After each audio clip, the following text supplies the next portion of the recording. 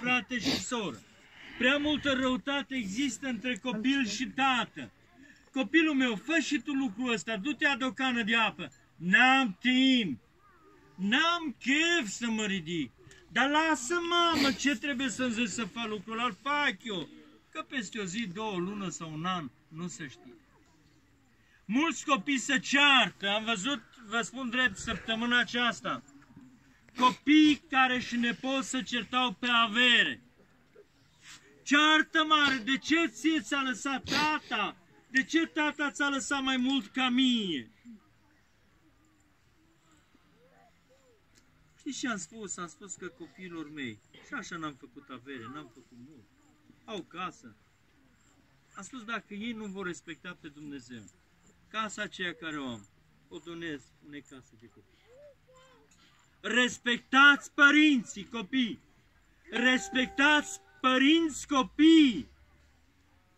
Ca să fim niște oameni neprihăniți, niște oameni după placul lui Dumnezeu. Trebuie să ne apropiem de Dumnezeu, să ne împăcăm cu Dumnezeu și să trăim cu El. Nu trebuie să așteptăm momentul când vom ajunge la spital. Nu trebuie să așteptăm momentul când suntem în necaz. Nu trebuie să așteptăm momentele acelea în care ajungem la închisoare sau în diferite locuri. Trebuie din timp să ne întoarcem privirea la Dumnezeu.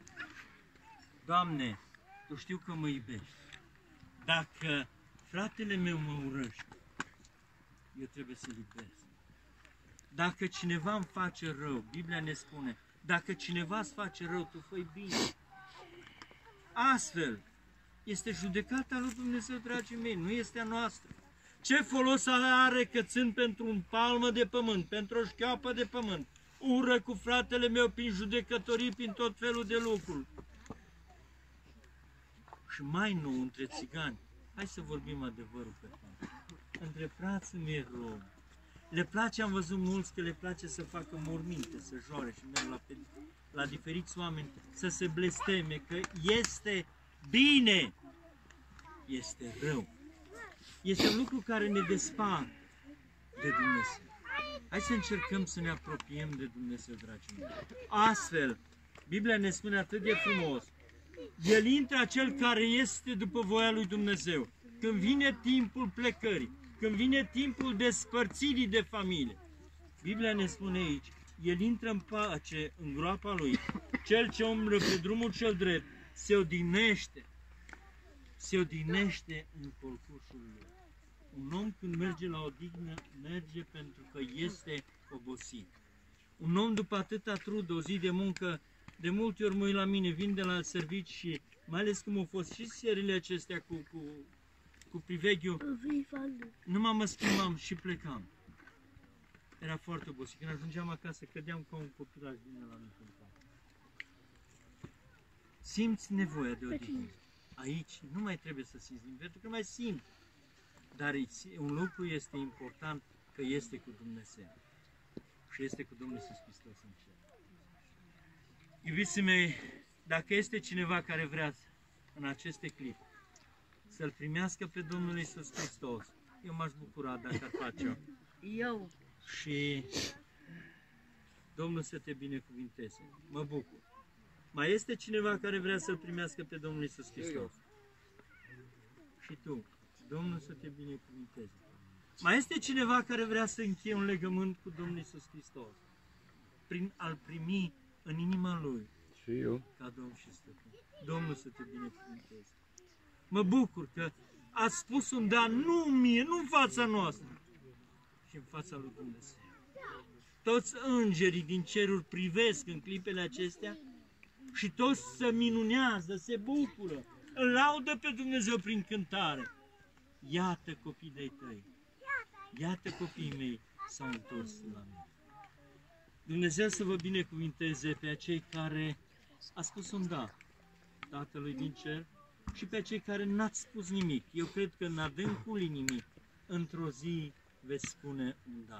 Dumnezeu să vă binecuvinteze pe toți și familie scumpă, îndoliată. Dumnezeu să vă dea putere și nu uitați, prin orice probleme în viață veți trece, aveți la Tatăl un sprijin permanent. Nu contează ora, nu contează clipa, nu contează minutele, secundele. Ai apelat la El și El te ascultă. Domnul Iisus Hristos să binecuvânteze și pe cei care ați venit să sprijinim familia, să fim lângă familie în aceste clipe de durere. Dumnezeu să vă binecuvânteze pe toți. Și Dumnezeu, pacea Lui să rămână în familie dumneavoastră. Amin. Am vrea să mai laudă fratele pe Domnul cu o cântare și vom face o ultimă rugăciune înainte de a-L comunia. Noi suntem străini și călători aici pe pământul acesta. Când trecem dincolo, acolo suntem noi acasă, nu aici. Hai văzi că treci de aici.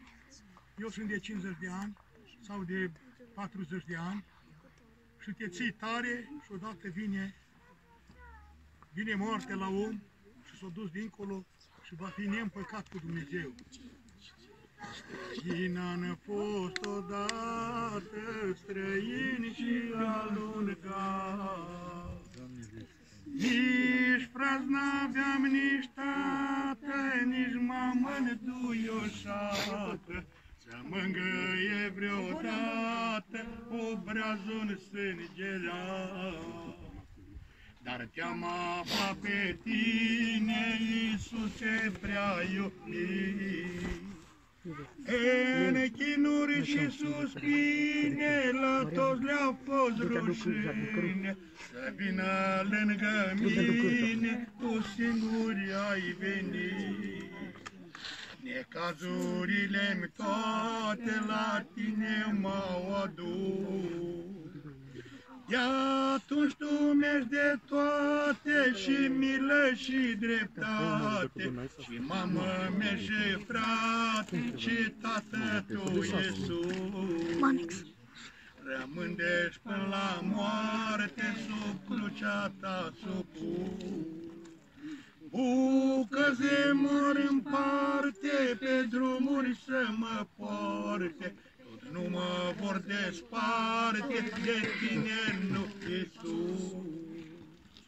Bucă-ți de mor în parte, pe drumuri să mă poarte, tot nu mă vor desparte de tine, nu Iisus.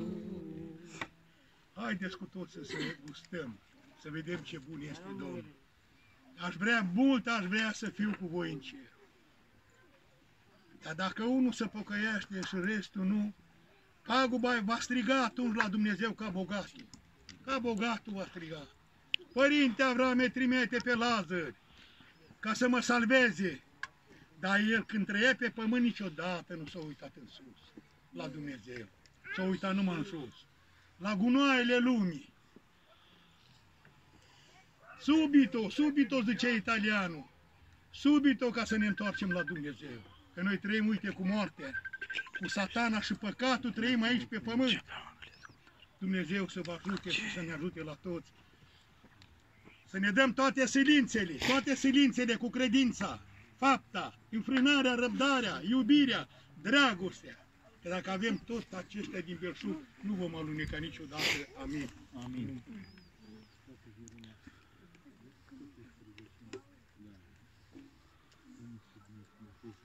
Dumnezeule Tată și Părinte îndurător, în numele Domnului Iisus, mulțumesc, Doamne, că te-ai îndurat de noi, ne-ai binecuvântat cu sănătate, viață și putere. Mulțumesc, Doamne, că ne iubești, ne porți de grijă. Îți mulțumesc, Doamne, din toată inima că în fiecare zi ești cu noi.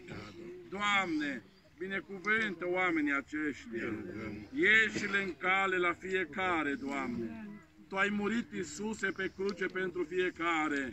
Cobor, te rog frumos, în casele lor, în viețile lor, în familiile lor și în inimile lor, Doamne. Binecuvântă bărbații care s-au predat și te vrea pe Tine. Dacă a spus din inimă, Tu cobori, slăvit să fie numele Tău. Și pe această femeie și pe toți, Doamne, fie-ți milă și binecuvintează-i. Îți mulțumesc că Tu dăruiești mai mult decât ne așteptăm noi. Îți mulțumesc că Tu dai toată pacea, iertarea și dragostea. Îți mulțumim că ne-ai pregătit un loc în ceruri, slavă numelui Tău! Doamne Dumnezeule, în numele Domnului Isus, lasă-L pe Duhul Sfânt să deschidă inimi în continuare, să cerceteze pe fiecare prin Evanghelia vestită. Îți mulțumesc de lucrarea de astăzi. Sunt fericit, Doamne, că mă folosești pe mine, pe fratele Nicu, pe fratele Tomuț și pe toți cu care iubești pe ceilalți, Doamne. Pentru aceasta ne folosești. Îți mulțumesc, Părinte, în numele Domnului Isus, prin Duhul Sfânt. Amin. Amin. Amin. Ci potrà sei corso boxeta cosa? Acum puteți să... Ci potrà sei corso boxeta? În timp ce ăsta N-ai voie, mă, ce-am făcut să chiar carte mine. N-ai voie. Nu contează. A nu voie. Da, frate. Încet, încet. Dă drumul de la tine. Ține bucătare, nu da drumul, ține. Dă-te către mine, că scapă. Dă-i drumul la ăla, la băiatul ăla. O, ține bucătare. Hop, ține. Hop, așa, bravo. Trage încolo. Nu mai, trage încolo. Nu vă grăbi. Nu, na, e bine. Ovidiu, aici. N-am ieșit din timpul ăsta. Uite aici. Și bagă-te picioarele în tigriu. Nu pune piciorul pe capac. Pe lângă margine, așa. Și scoate, pune afară. Na, trage. Așa. Bun. Așa. Așa, în dreaptă loc. Hop, mai o târă încolo, către tine. Hop, atât, hai, dă-i drumul. Florine. Imediat, așa. De fai la pe... Ne lu. Desface și pui numai pe picioare. Și să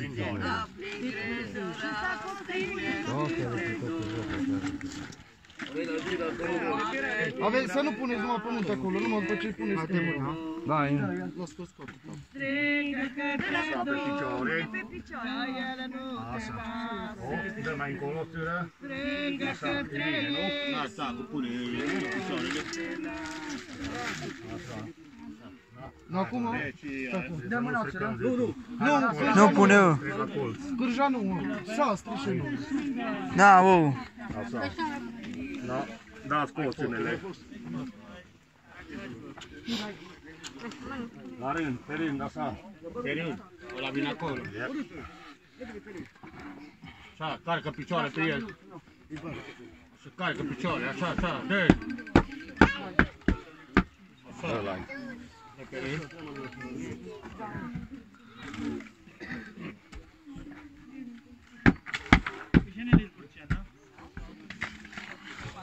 N-am ieșit din pucutimit, pala cu de pala și eu nu pot. N-am ieșit din cotitul. Flori, ce aveți flori, nu băgați. Bogdan, hai de la bucu, hai de la bucu. N-am ieșit din capul mei, și eu nu fost, nu te pala cu de așa.